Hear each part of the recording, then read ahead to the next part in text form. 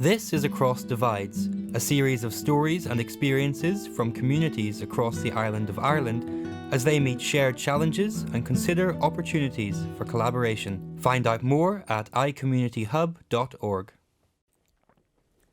This is Across Divides, and I'm Alex McMaster. In this episode, we'll be looking at mental health across the island and ways in which civic society can respond to its various dimensions. I'm joined today by Morgan Shuttleworth, a final year student at Methody College Belfast and president of the Secondary Schools Union of Northern Ireland. Siobhan O'Neill is a professor at Ulster University and mental health champion for Northern Ireland. Her research programmes focus on trauma and mental illness and suicide behaviour in Northern Ireland. And finally joining us today is Peter McBride. Peter is a post-conflict mental health specialist. He's worked on the influence of trauma on the capacity of individuals, groups and communities to engage in peacemaking and reconciliation processes. Thank you to all of you for joining us for this episode. I'd like to start with you, Morgan. During the pandemic, you started a cross-border organisation. You're in your final year of school, and you started this with students, and it dealt with a lot of issues that were faced by students. And I'm wondering, mental health became a really sort of central topic of that organisation.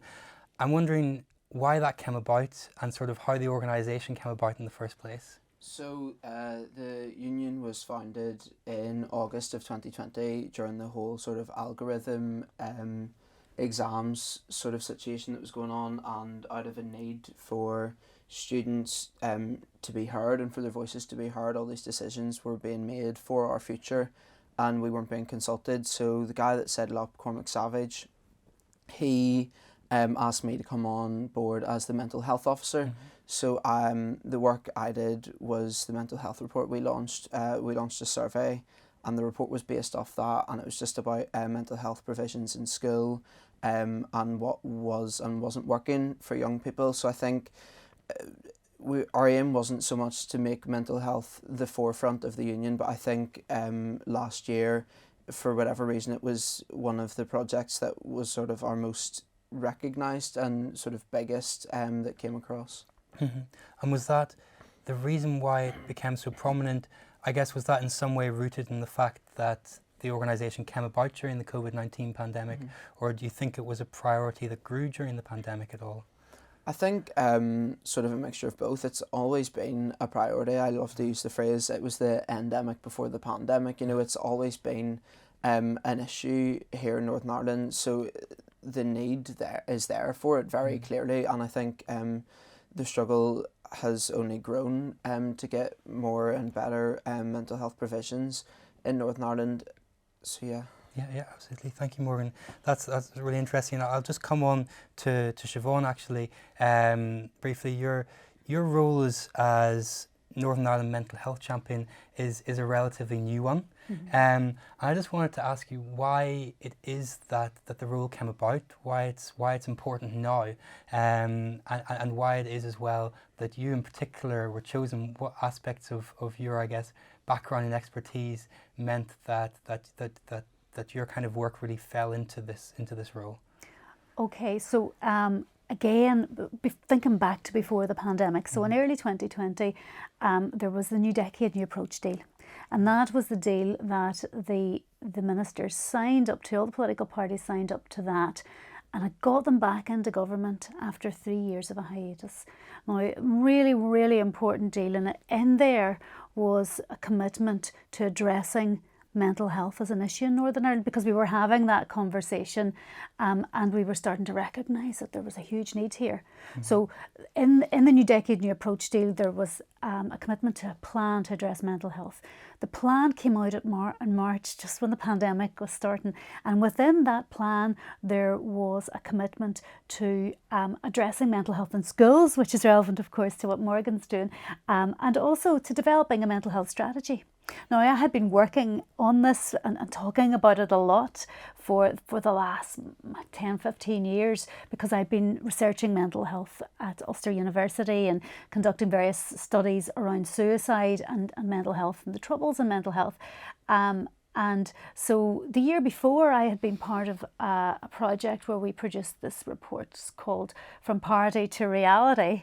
And this was calling for a 10-year mental health strategy, really summarising all the policies and strategies that we had that hadn't been implemented, and saying, right, we just need a 10-year one. So in the mental health plan, there was the commitment to a 10-year mental health strategy, and this idea of a mental health champion that various groups had been advocating for. So having somebody to push forward that strategy, but to promote mental health and wellbeing through all of the government departments. And I think that's really fundamental, because mental health is not about health. You know, health is an important part to play, but there's so much that all of the departments that are in government need to be doing to prevent mental illness, which is a big part of what I'm about. So the plan was there, the mental health champion idea was in there, and then I got a phone call in June asking would I be involved, and would I do it on an interim basis because we needed the strategy developed. And there was always that threat that government would collapse. So we had to get the strategy out quickly, and it was a one department strategy. And again, you know, that's not ideal, but the programme for government needs to have mental health all the way through it, with all the parties committed to that. But this was one department making commitment to addressing these issues. So I came on board in August and had been working then on the strategy, helping with the strategy, writing drafts, working with groups on the ground to establish what should be in the strategy. And also before that, I'd been working with the Department for Education on what we needed to do in schools. So the framework was in that strategy, the emotional health and wellbeing framework for schools. So I was able to contribute to that as well. And then I got talking to justice and infrastructure and all communities and all of those groups. So I then applied for it because public appointments take a while. So it was nearly a year before the thing came out, and I applied for it and was lucky enough to get it. So now I'm here for 3 years, at least. It could be extended, and working a day a week in the university, still bringing that research hat to this, and thinking about the evidence base and everything that I do. And I have to say, I'm really enjoying it too. Yeah. And you mentioned that research base there that you bring into it, and I guess that Peter will add to this, but and because his background is also very much in this area. But you mentioned there earlier that kind of intergenerational or transgenerational trauma, and I wondered how much that kind of plays into your role now. It's huge. So the first study I did on this issue was 2005, and we found at that stage really high rates of mental illness, trauma-related, conflict-related mental illness in that generation. They're now parents, and we know that childhood adversities, the relationship between parents and children, is fundamental to mental health and wellbeing. So their parenting has been affected, sadly, some of them, you know, and our young people are now growing up in a world where there's other stressors, and the society that their parents have lived in, and the society that they're living in, is impacting on their mental health. And we still have the legacy of the Troubles, sadly, impacting the lives of young people. So that's what transgenerational trauma really is. It's about trauma that one generation are exposed to, that impacts in the lives of their offspring, and that affects them. And there's a biological element of this, and we could talk a wee bit about that too, you know. But the good thing is that by intervening early, you can prevent things from getting worse. You can help young people manage their well-being, and that's what I'm all about, trying to create that change and trying to raise awareness of the possibilities here. Absolutely. And I guess you lead in really well there into the kind of work, as I said, that Peter has been doing. And Peter, your work focuses so much on that intergenerational trauma, but you've worked all around the world doing this kind of research. And I just wondered what you've kind of gained from that work that you've been able to then take back to the island, and that's been able to contribute to the work that then you've done here. Yeah, it's a really interesting question. I worked in mental health services for about 30 years here in Northern Ireland, and it may sound strange to say this, but it wasn't until the latter part of my career that I started to make a connection between mental health services and people's experience of mental illness here and the Troubles. And that may sound strange to an audience, but actually it was part of the challenge here. People did not necessarily make attribution between the high levels of mental illness, for example, all the research that Siobhan has done, which shows the high levels of mental illness in Northern Ireland and the high levels of suicide and things that we can track directly back to a consequence, part of the legacy of the Troubles. But maybe 10, 15, 20 years ago, there was no attribution. We would not have made that connection. In working overseas, I just spent the last year in America, where I was involved with a Holocaust and Genocide organization, and their attraction of me to me was the connection they were making that I've certainly made between experiences of genocide or atrocities and the impact that has on a population, and therefore the consequential then relationship between that and a population's ability to make peace. So what we have here in Northern Ireland is a 20-year-old now peace process, but a society that is still divided. We're still arguing about integrated education. We still have a divided healthcare system. We have many elements of our society where sectarianism is still really at the core. And the root causes of that, the trauma component to that feeds that isolation, that feeds that kind of othering process, is actually very difficult to talk about. So in terms of learning coming back, there's learning that has come out of Northern Ireland internationally. South Africa, there are lots of places that look to Northern Ireland as an example of a fantastic peace process, and it was. But there's also a lot that we need to learn here and now about getting beneath what is apparent and getting at some of the root causes of the ongoing divisions and the ongoing tensions that there are in our society. So I think we have a lot to learn actually from other organisations, other countries, as well as having a lot to offer. And do you think? I mean, when we talk about mental health, we can talk about, I guess, at different levels, and you've kind of, and I mean in terms of looking at the individual or the group or the community or the society, and I suppose where your work has been different in that sense is that you have kind of brought it up to the group level. I wonder if you could talk a bit more about the importance of that and why you've brought it in. So as you move from the individual into groups, you move away from something that is but that can be clinically defined in terms of, an individual's person's symptomology into behavior, into group behaviors.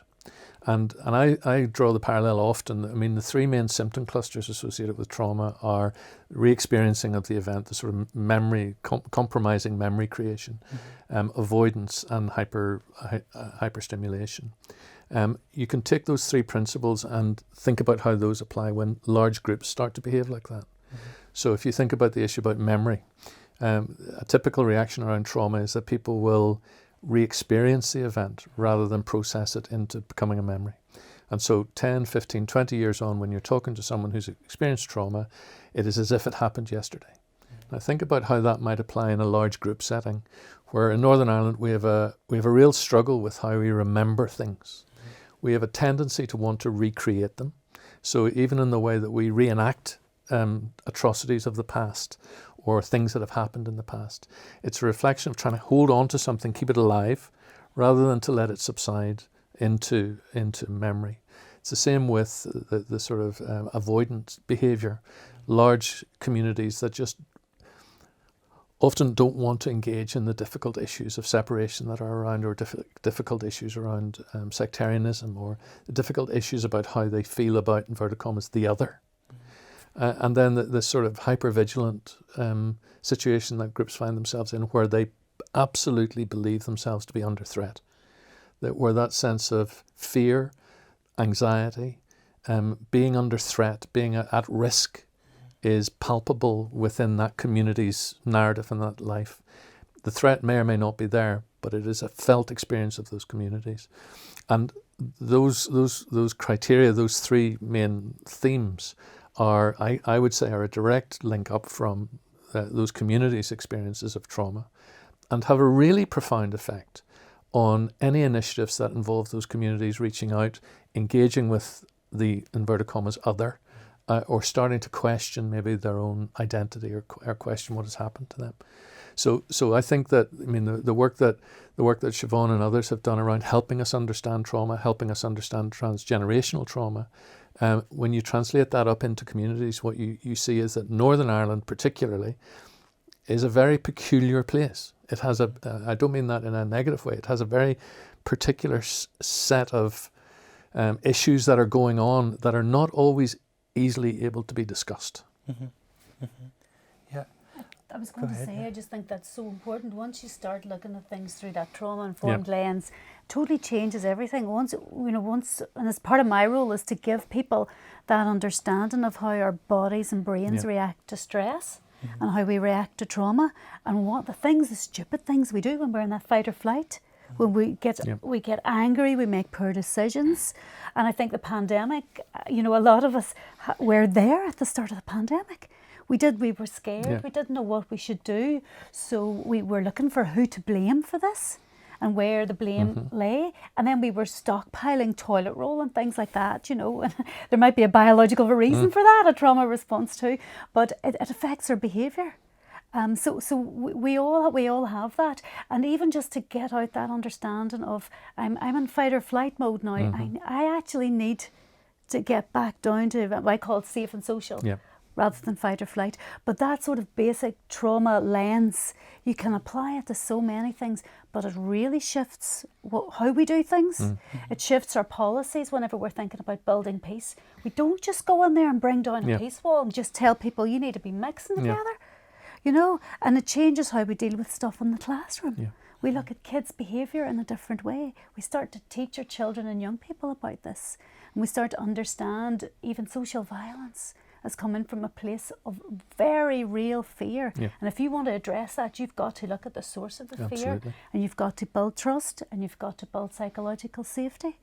And you've got to equip people and empower people with an understanding of how their body and brain reacts to stress and trauma. And the challenge of this, because this is absolutely spot on, and the challenge for that is that is normal here. And people don't, I think one of the challenges when we start talking about the all-island thing is that what is normal in Northern Ireland, people will not particularly question what Siobhan has just described, and young people even growing up into this, because it's what they've always experienced. Unless we have a way of being able almost to step out ourselves or look through the trauma lens and begin to say, well, if I look at the world, if I understand a bit about how trauma affects people, and I look at some of these behaviours, maybe can I understand this differently? If we don't do that, then what we do is we look around and we go, well, this is normal, so let's just keep doing it. And I think that's one of the real challenges around Northern Ireland's relationship with the rest of the island, or in fact beyond that, understanding that there are peculiarities to this, but we think this is normal. And other people from the Republic of Ireland looking up, just see what looks like very bizarre behaviour and strange symbols, flags, all of the stuff, That's right. But this is about our trauma. And they don't get it. And, the social violence that many of us experienced and were exposed to as young people, it was a normal part of our life. If things, if you didn't like what was happening, you literally could go out in the street and riot. That's what people did. So it's a very weird thing. And then, of course, once the peace process happened, it was a very new reality and quite destabilising for people who needed those safety behaviours, who needed the security, and it needed to be part of a tribe. We all need to be part of a tribe. And one of the things I'm looking at is suicidal behaviour. And we've actually seen an increase in suicidal behaviour post-conflict. Right. And one of the theories is that actually the conflict drew us into our groups, and we felt safe there. We knew who we were, what we were about, what our purpose was. And people who would have otherwise maybe have been very marginalised, and in situations where suicidal behaviour may have been more common, were actually part of something, part of something bigger, and had a sense of purpose. So whenever all that started to dissipate, we saw an increase in suicide and suicidal behaviour. And that's all part of the story of us in Northern Ireland, as part of our history, part of our story. And the other thing, I think this is so incredibly important. The Northern Ireland peace process had produced a political system which was designed to stop violence. It wasn't designed to promote peace. And in many ways, the Good Friday Agreement was meant to be a temporary, the structures of government, a forced coalition government, were intended to be a temporary time to move towards what could be described as more normal politics. We currently have a political situation which mirrors the divides in society, and that reinforces some of those old fears and anxieties that were relevant during the time of the conflict, and therefore trauma here gets reenacted again and again and again, and that again becomes normal. And so what young people absorb, and what I'm sure is part of the story behind the suicidal thing, is that anxiety, that fear, that sense of existential threat gets internalized, and people don't know how to make sense of it, because it's just it's what we've always known. And stable leadership is so important. It is, sorry. But stable leadership is so important. I mean, this very idea that you could have a 5-party mandatory coalition with 2 leaders. You know, I mean, that's splitting. That's always splitting. You know, the pack needs 1 leader, and the 2 leaders who are completely polar opposite, and it's a recipe for disaster. And we've seen it, I think, with the pandemic as well, where, you know, and then we feel scared because our leaders are scared. You know, we need solid leaders. We need people who can self-regulate, who can radiate calm, and then everybody else gets calm. And I think that's the worry for young people, is that without that stable leadership, young people think, they look at other countries where there's, you know, there's a lot of stuff happening, a lot of progressive things are happening, and they just leave. We educate them and they leave. I suppose that's such an interesting bit of sort of intergenerational trauma linking to the brain drain, because obviously we haven't experienced the same sort of troubles mentality, if you will, that we're not completely separated from the intergenerational trauma, but a lot of young people take a step back and go, well, I'm not staying here. And that's what the brain drain is. They're looking at this through a more rational almost lens, similar to those probably in different countries. People are looking at us through that lens and going, well, why am I staying here? Why am I going to put myself through this system that is so flawed, needs so much change and help, that I could move, you know, to the Republic, to England, to other parts of the world, where there's less societal issues almost. Yeah, and that's something, I mean, you've both mentioned that this kind of issue. You've mentioned, you know, how things are repeating themselves, and I'm just thinking about how that cycle kind of ends. And you've both mentioned that, I mean, Peter said earlier on that this issue of a lot of current mental health issues being rooted in that intergenerational or transgenerational trauma is something that kind of came up halfway through your career. Yes. And so it's something that's you know, it's emerging. And I'm just wondering for you, Morgan, what difference that kind of, and also, I mean, you guys are still obviously working in this area, so how that kind of being equipped with that kind of knowledge, that this is something that exists, that this is something that affects the mental health of the current generation as well, how that kind of informs the actions that you can take now, and the recognition of these issues, you know, how you can use that knowledge as a tool now to tackle current mental health issues. Yeah, I mean, I don't think anyone would disagree that you can't overstate the effect that intergenerational trauma is having on mental health. It affects all areas. So when you're looking at young people, you're thinking, you know, what can we do? And all we can do really is provide the support, which isn't up to standard as it is. We need to get, you know, a decent standard of support and provisions in place for young people, and then more. You know, this is in our country, in Northern Ireland, we've got very used to having to do more and to sort of provide more to make our community sort of similar to that, to function at a normal societal level that could be compared to sort of the rest of the UK or the Republic. I'm sure you could talk about that a bit better.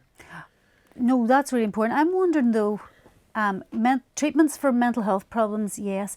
I wonder though about overprotectiveness and overprotective parenting, and is that a legacy that has impacted the mental health of a generation of young people? And I think this was the situation in my upbringing, for example, where I was sheltered from the troubles, and a lot of, you know, I was given a lot of things.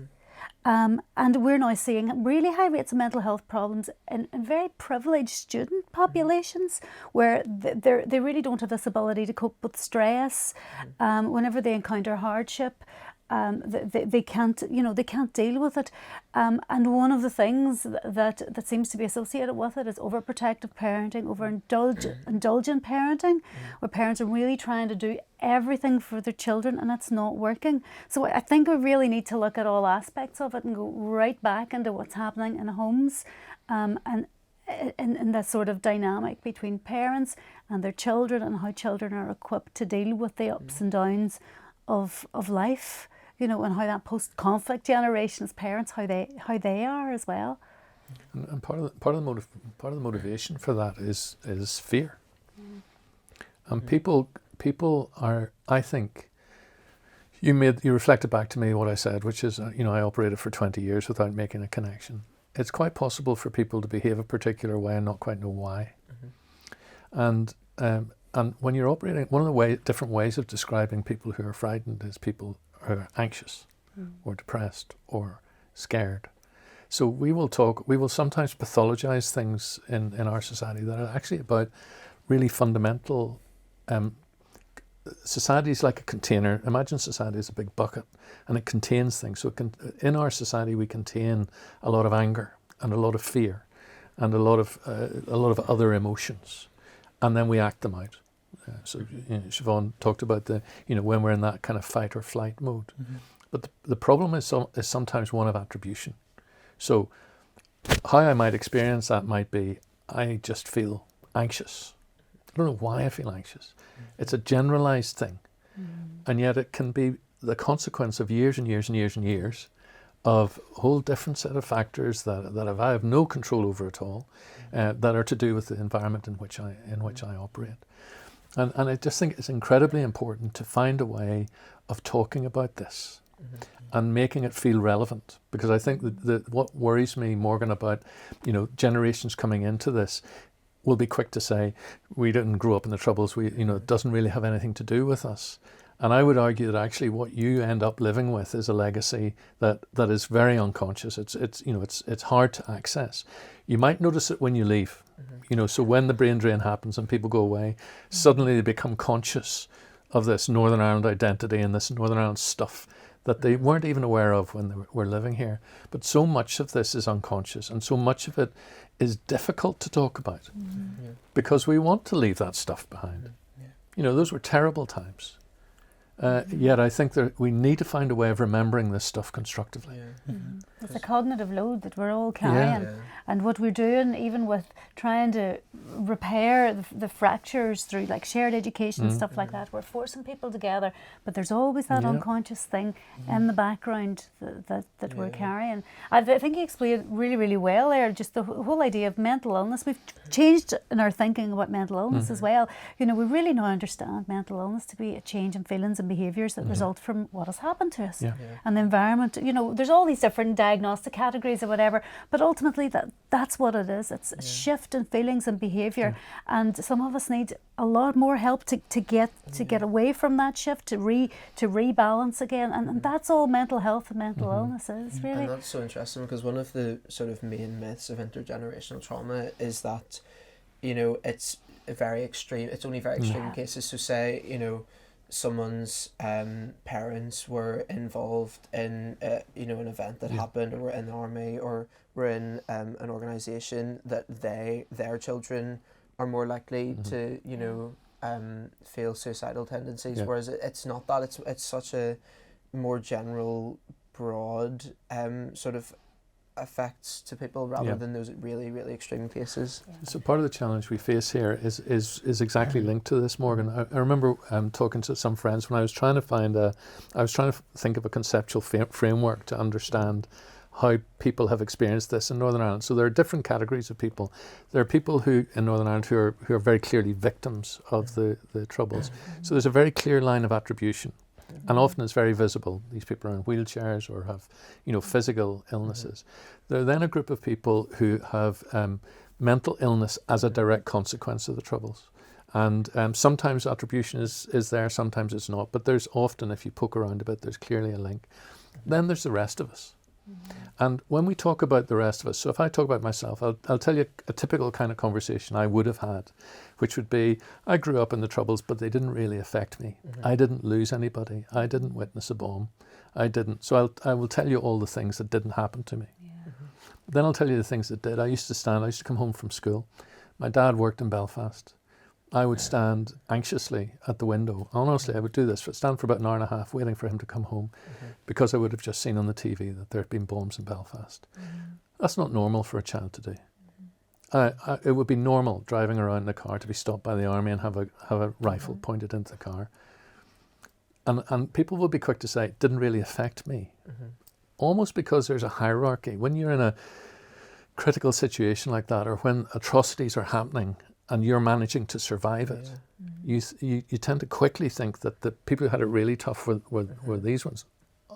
Inevitably, that is absolutely true. But it doesn't mean that it didn't affect the rest of us. So this question of attribution, how we find a way of describing this that doesn't pathologize it, doesn't mean that we're all walking around with PTSD. A lot of people are, but not all of us.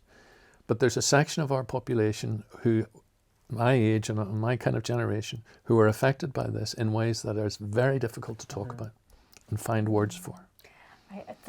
For me, I was maybe a wee bit younger, watching it on the TV, the body count, how many?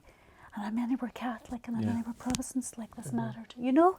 That was part of my reality. Like, if there was just numbers, and it was always very us and them. And I would have always said, no, it didn't affect me. I was out in the country.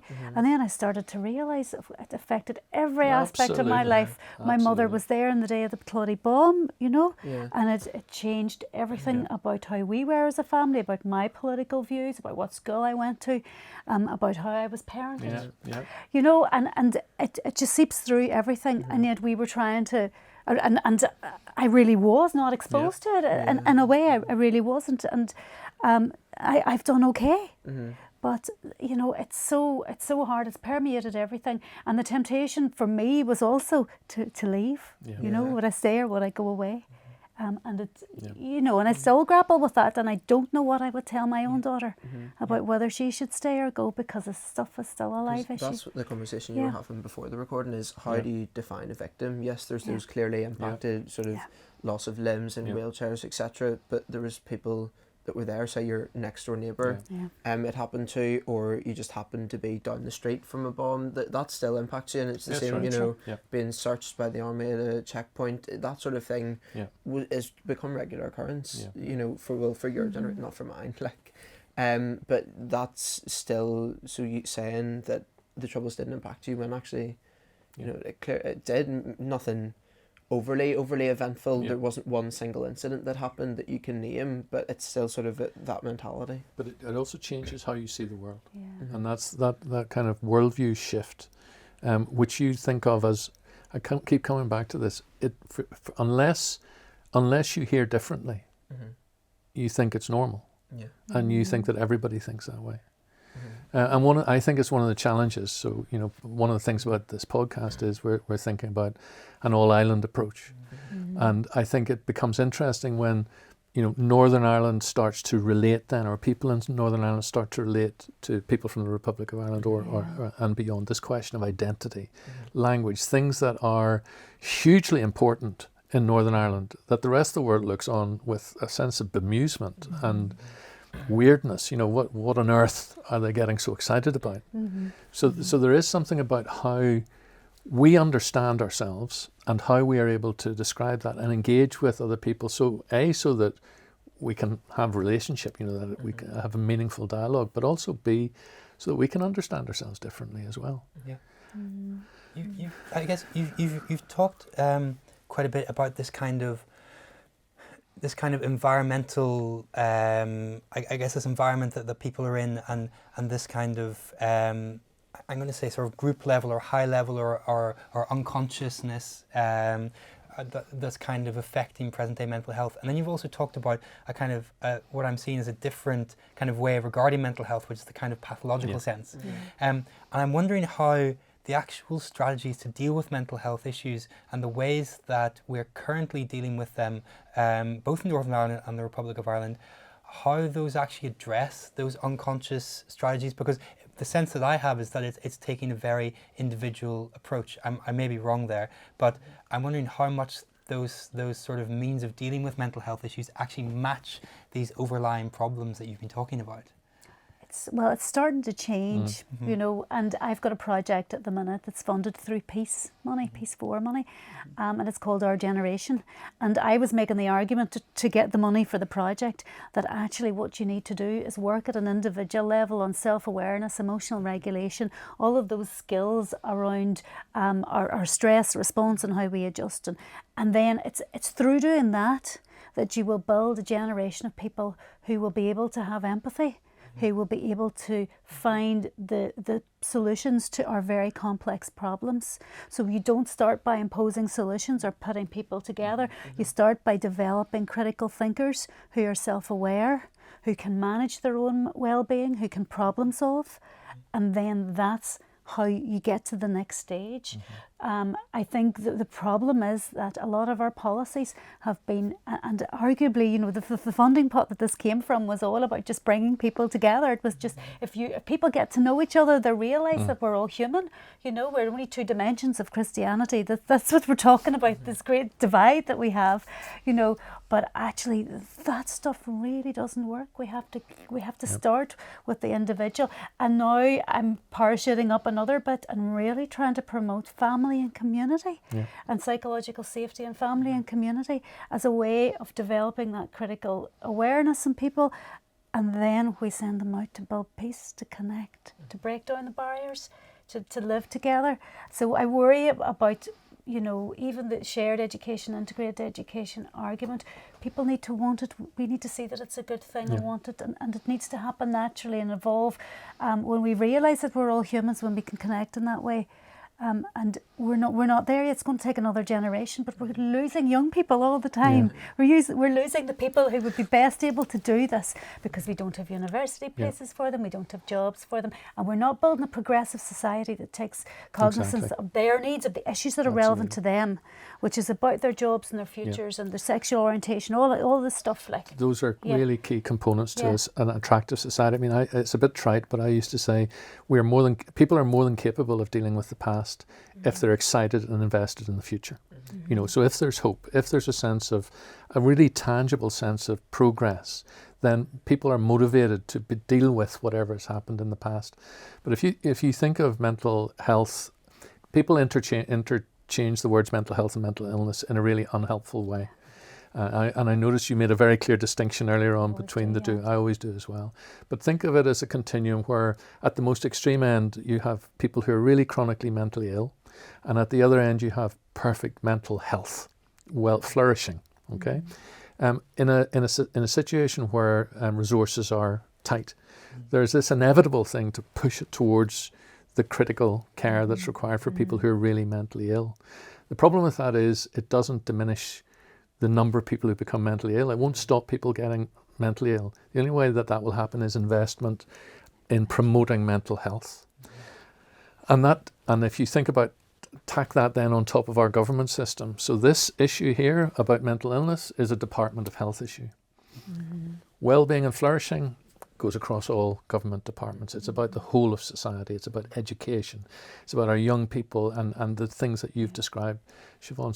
So the challenge with this is, and we need to certainly make sure that people who are mentally ill are getting the very best services that are available to them. And I would argue with our legacy, there's an absolute requirement on us as a society to honour the cost of the troubles through providing, you know, state-of-the-art mental health services for people who are mentally ill, as well as then taking cognizance of this bigger issue around mental health and well-being in the rest of society. Because if we invest in that, then the burden of illness goes down. That's the only way to actually reduce the number of people who end up getting mentally ill, is to stop it upstream. But that is not particularly politically attractive. Well, I was going to say your appointment is a beacon of hope. And to say there's people who don't know the difference between stress and mental illness. So we need to have that conversation. We need to treat the mental illness where it's there, but we need to start putting our money into prevention, because the suffering, the point point at which people receive help, the suffering and the damage that has been done absolutely. to themselves and everybody around them, you know, by treating PTSD 20 years after it started. It's really bad. And this is, you know, I challenge political parties and politicians in this all the time. They see mental illness as something that needs to be treated. We need to provide counselling for our staff now. We need to be doing this. And they fail to recognise all of the other things that they could be doing in their role to prevent this stuff from happening. And it's costing us 3.4 billion every single year. That figure came out last week. And we spend 150 million on our mental health service. So, you know, this strategy is so good because it actually includes early intervention. It includes a plan that's going to have to be cross-departmental, and it got through and it got signed off. So that's a really good one from my perspective. Very relevant, even sort of at a community level and the school level. All the schools that I know anyway that are the best at dealing with student mental health and student mental illness are the ones where there's been a suicide of a student in the past 5 or 10 years. So it is a reactive rather than proactive stance, and that's sort of shown up and down society. Is that something where, you know, you've mentioned that at the community level that kind of response can come from? Is this a kind of a policy gap, I guess, when you're talking about mental health and these kind of, I guess, starting off at the base before sort of, you know this kind of the opposite of, I guess, a reactive policy? Is this a gap that can kind of be filled in by community organisations, or that's being filled by civil society, communities, NGOs? I think that civil society has an incredibly important role to play, because it doesn't take it out of the particular issue of clinical, you know, disease within that sort of illness model. But if it is on top of that, then what it does is it brings it out into much broader issues in society. So the kind of services that one might think of as supportive around mental health and promoting mental health won't necessarily be called mental health services. You know, if you go to see a psychiatrist because you're mentally ill, it's called a mental illness. You have a diagnosis and there's a set of mental illness services. Once you get into a flourishing society and well-being, there are lots and lots of components that aren't called mental health interventions, but which all add together to promote mental health and well-being. And this is where civil society has such an important role, because cohesion, the kind of connections that civic society fosters in the rest of society, is part of what breaks down loneliness and part of what helps people seek help and support in ways that are not traditional. Not necessarily medical help and support, but just the kind of things that are going to help and promote their mental health and well-being. I mean, I also think that in our political environment, civic society has the freedom to say things that our politicians do not. Our politicians are constrained by a system that is based on division, if I'm honest.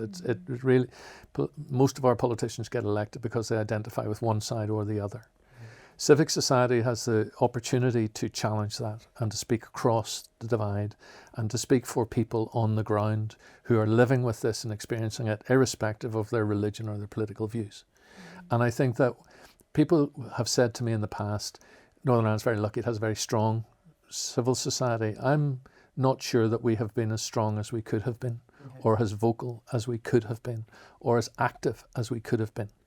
And I do think there's an opportunity in the face of, I don't want to be overly critical, but in the face of a political impasse and the impotence of our politicians to make some really tough decisions, civil society can step in and exercise authority and exercise a kind of moral authority around these issues that I think politicians find it very hard to do. I couldn't agree more. I mean, art, sport, absolutely, green spaces, opportunities to exercise, connections, all of that stuff, music, fundamental. That's where the healing happens. That works on a level that we can't even really understand, but it really, really works.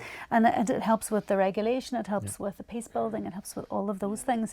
But again, I mean, thinking about our education system, you know, schools want to do mental health. It's the thing that all schools should be doing. So they bring in a counsellor and they say we need more services and all of that. But yet our whole education system system is setting up the majority of our young people to fail. Yeah. We Yep. measure the failure. There's a proportion of all those GCSEs and A levels. Yep. There's a proportion who will always fail, because that's the system that we operate in, and it's terrible and it's really harmful. And then we have to rebuild our young people after that and get them, trying to find their passion and what their strengths are, and get them into jobs so that they can support the economy here. Like, it is completely twisted to view mental, and my job is really to get that message out. And your experience, Morgan's probably you're living it like every day as a young person. I think, suppose, sort of going back to what Peter was saying as well, it's not mental health isn't a controversial issue.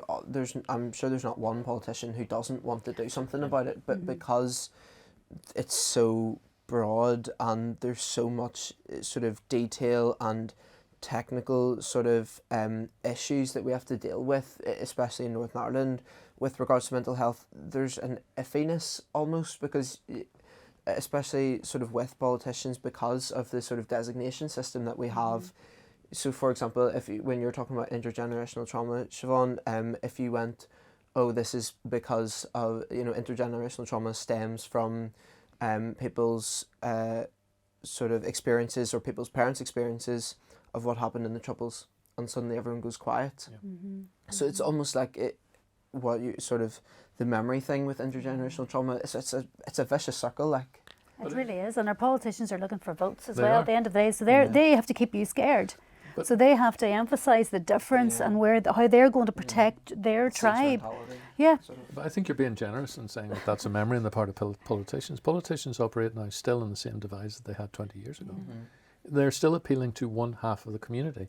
And in order for that to work, you have to maintain that half of the community as separate from the other half.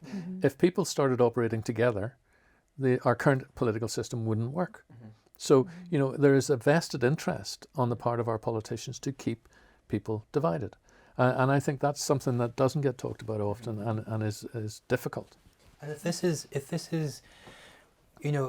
if there is an issue in the kind of approach that's coming from the top down, what is the opportunity, I guess, for leadership to come up from the bottom? And how can that take place in a collaborative sense? And I'm thinking about this as an all-island issue, not just Northern Ireland, not just the Republic of Ireland, but how can that kind of leadership come up from the bottom and support these kind of issues, I guess, in a holistic way that takes into consideration all the different groups of people. And, I'm thinking even beyond, people who have these memories, people who are also coming into the country, into the island, and who are being affected by various different experiences from outside the island, people who are in the island who are being affected by experiences that they've had here, and I guess addressing those multiplicity of issues while kind of overcoming those divides that do exist and perhaps in the kind of political responses. Well, what are the opportunities for having that leadership from the bottom? No, you go, Morgan. Sorry, I was just going to say, sort of through grassroots organisations such as sort of the Union, such as, in Northern Ireland, especially in the past 2 or 3 years or so, we've got a lot better at getting those, especially those youth organisations and those grassroots organisations. You're looking at Pure Mental, Crisis Cafe, Youth Forum, the Youth Assembly in the past year.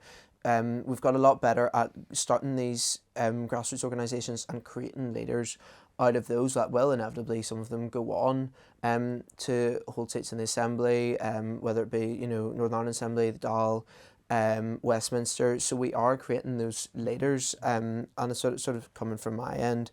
We would collaborate with the sort of our alternative down south, which is the Irish Secondary Students Union issue.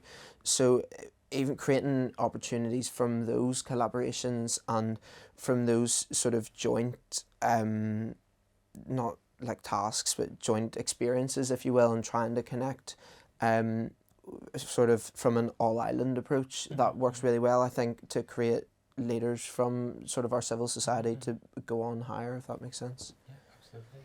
And I think that you've mentioned there that kind of all-island approach, and that's something that certainly has come into the, I guess, at the very start of your organisation. Yeah. I know, Siobhan, you're also looking at opportunities now for work in mental health that takes on that kind of all-island perspective.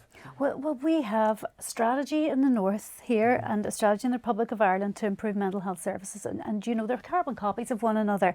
Arguably, the one in the Republic goes a bit further because it's cross-departmental, but hopefully our programme for government will cover that. But there's services that we lack up here, and there's very specialist services that are very expensive, that we could be sharing those services, and so that people can receive help for their mental health, or treatments for mental illness that's local to them, because it's important that these things are provided in communities. So if you live in a border area, why would you not be have access to a service on the other side of the border that would meet your needs? I mean, that makes perfect sense, and it brings savings as well. So that stuff's fundamental.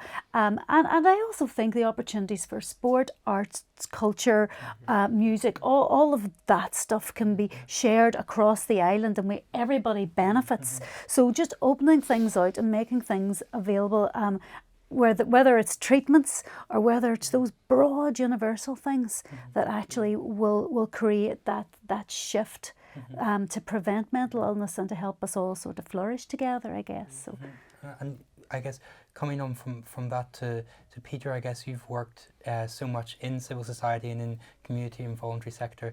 I'm wondering, what is the role of the community and voluntary sector in addressing this on an all-island basis? So I think it has a hugely important role, and I'm very so let me just say something. I'm very conscious of the fact that in talking about an all-island approach, there is a section of the Northern Ireland population that would see even that language as profoundly threatening. So we can't be naive about that. That is just a fact.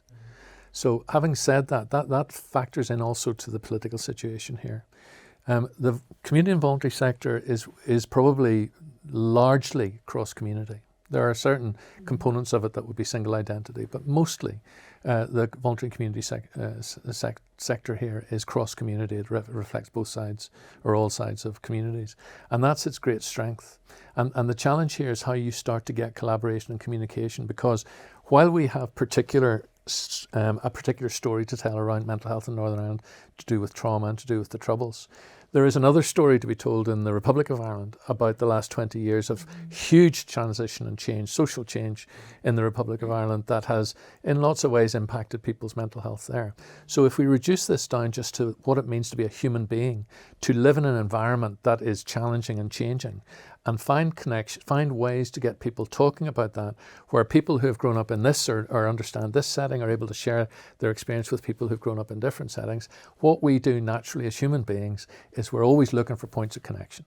That's when you meet somebody new in Northern Ireland or in Ireland, you want to know, am I related to you? Did we go to school together? Does my sister know your brother? People want to make connections. So if we can find commonality, then that's where we are able to build relationship. And I think the community and voluntary sector is a safe place to have some of those conversations. And with support and with a bit of outreach, that is eminently possible. And I think would be incredibly constructive. And there are people though who live in the Republic of Ireland who have all that trauma exposure and feel very isolated and can't talk about it and don't have the vehicles that we have in Northern Ireland to understand that, So that's having an impact there. And I think that's a conversation that needs to be had south of the border as well. What sort of services are there? Whose responsibility is it to provide those very focused treatments that are needed, to improve their lives? So I think there's that issue as well. And we're still sending people over to England, Scotland and Wales for treatment for mental health problems, for people with very complex mental health needs, and we should be sharing this stuff across the island. We don't have a mother and baby unit anywhere in the island. If we could get one somewhere, it would be a start, so that we can keep mothers with their wee babies, and that helps everybody. So there's a lot of stuff we need to be doing straight away, and we've already done it for cardiac services, incidentally. So there's a lot of this is actually already happening, and it's about making sure that people get accessible treatment in a timely way that makes sense. So I think we need to be very pragmatic as well about this conversation, and do stuff that will benefit both parties, because we can't afford to be wasting money and duplicating things as well, in the current climate too. And I guess especially Peter, you've just mentioned now, just before Siobhan, about making those connections, and you've sort of built on that, Siobhan. And I'm just wondering, kind of coming right now to the new generation of people who are working in this area. I'm wondering what kind of connections you've made, Morgan, now in the past year or two, and how those have benefited the work that your organisation has been doing. Oh, it's benefited hugely. I mean, Siobhan will remember she was at the launch of our mental health report, and I don't think we could have legitimately launched that report without sort of yourself there, or without the MLAs that were there. It's a very sort of, with youth engagement, it very much relies on adults and older people to sort of take us under their wing almost, and for that we rely on them to support us and sort of publicise us a bit more, so that we get the attention that we need to bring the issues to the forefront. So the connections, have been so helpful and so necessary as well, sadly, but that's just how it is. And people like Morgan give us the hope. Absolutely. As well. It's just so exciting. You get so proud when you see somebody stepping up there and grasping the metal and just going forward, to create the sort of change. So that gives us confidence that our children and grandchildren maybe even will have a much better future and won't have the same sort of struggles as our generation had. But we need to step up as well. We do. We're not off the hook. Our generation has a lot to make up for, and I think it's a terrible burden to put it on young people to kind of fix this stuff that we messed up. So, and I don't mean that as a criticism of what you're saying. I just mean that we have an opportunity. I think time has gone on. You've got people like Siobhan in roles like you're in, and I do think it is fantastic that Northern Ireland has appointed a mental health champion, and that Siobhan is doing it, because it in a very physical and visible way prioritises something. And I think that is an opportunity that we have now as a society to say, yes, we take this seriously. As a society, we take it seriously. Politically, we take it seriously, and we're now going to do something about it. And that's not just young people or old people. It's us all together saying we have something we need to fix here, and we're going to work on it together. And the more civic society gets engaged with that, and the more support we can get across the island, then we get the benefit of that, but also we're able to share our learning. And the one thing I have learnt from bits and pieces of work that I've done outside of Northern Ireland is we have a huge amount to contribute to the rest of the world. We really do. We've got something that is very valuable to be understood in other settings as well. I think it seems overall that there have been a lot of lessons learned, and that they seem to be contributing to moving things really in a very progressive direction. And I mean, that's something that we've seen as we've looked through, the origins of this kind of work, coming through to, the appointment of for example, your position now, Siobhan, and the work that you're doing, Morgan. So I think it's been really kind of hopeful to see that moving in the right direction, those kind of connections being made, and these kind of holistic approaches to be taken, and that people are recognising this issue more and responding to it in ways that are more appropriate for the underlying issues that are creating issues in mental health. So thank you very much to all of you for joining us today, and thank you for all your very valuable contributions. Thank you. Thank you. Thank you. You have been listening to Across Divides. Learn more about today's topic and find opportunities to get involved at icommunityhub.org. iCommunity is a joint initiative of the Wheel and NICFA and is supported by the Northern Ireland Department for Communities, the Department of Foreign Affairs Reconciliation Fund, and the Shared Island Unit in the Department of the Taoiseach.